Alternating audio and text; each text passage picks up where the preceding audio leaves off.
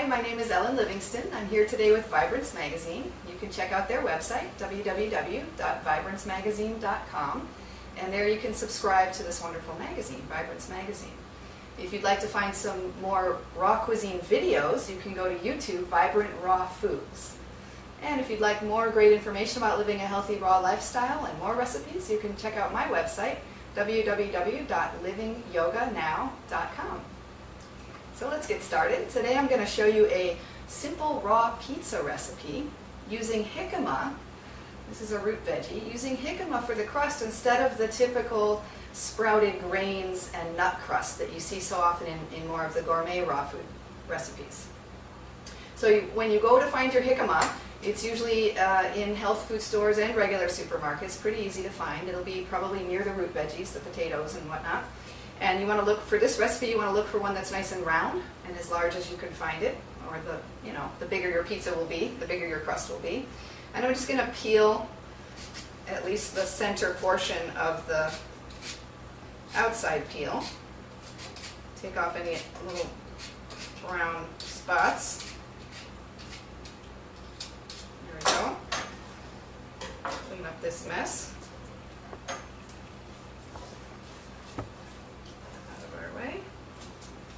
Okay, now I can take a knife and cut some big slices out of the middle of the jicama. All right, so probably about 1/4 of an inch, or between an eighth and a quarter. I want to make it thick enough to hold up and thin enough to feel like a little crust. So there's 2 nice slices. I'm thinking this is a serving size probably for 1 person. And so now we need a pizza sauce. And I'm going to use an avocado, make like a guacamole. So I've got a nice soft avocado here. Looking really good. Let's remove the pit. And I think a half an avocado is really going to be enough for this recipe, and that's about enough for 1 person in a day anyway. So let's just take a half of the avocado.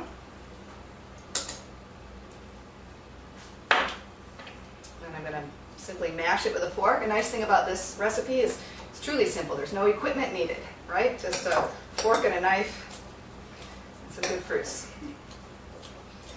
So you can decide how smooth you want your guacamole. It can be really, really smooth. It can be a little bit on the chunky side. And it's up to you. Take a lime and add this for a little pizzazz to the sauce.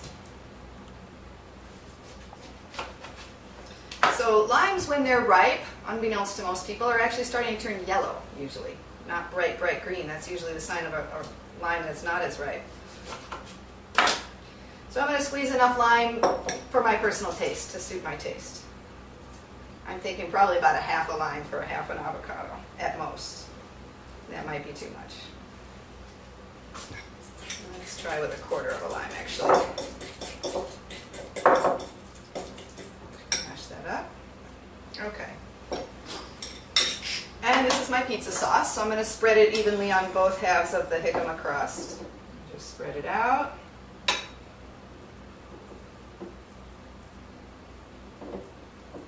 So you have other options for the pizza sauce. You could use a nut butter, a tablespoon of nut butter.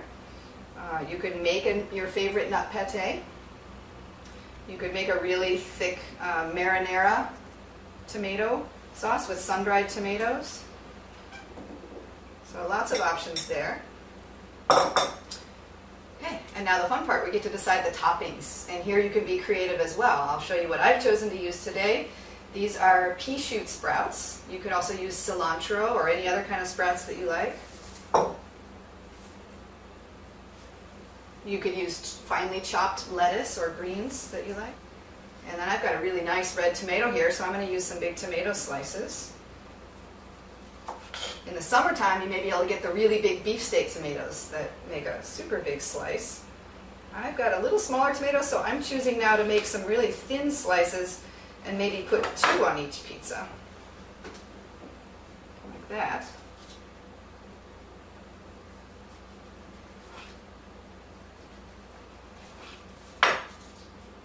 Okay.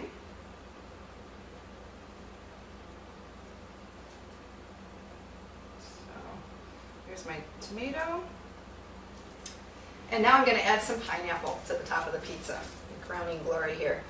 So I'm just going to cut the end off. Ooh, this is a nice pineapple. You can see how bright yellow that is, and I chose it at the store for its yellowness. It has a little bit of give. The top leaves pull out easily. I knew it was going to be a nice pineapple. Takes a little muscle to cut these. Okay, and then I need to just cut the outer shell off. Cutting in deeply enough that I can cut right through and cut right off most of the brown tough spots. And then in order to core the pineapple, an easy thing to do is to just cut right around that round core in the center. I'm going to make some like that so I can make some nice big slices. And I can take that.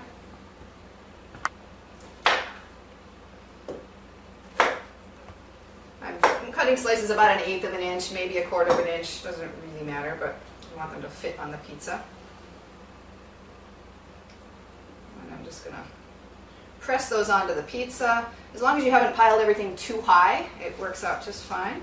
And then just a little decorative touch can be with the sprouts or the cilantro, whatever you used in your pizza.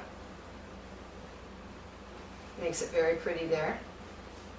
Maybe even a few sprouts and a wedge of pineapple to decorate the side of the plate would be pretty there.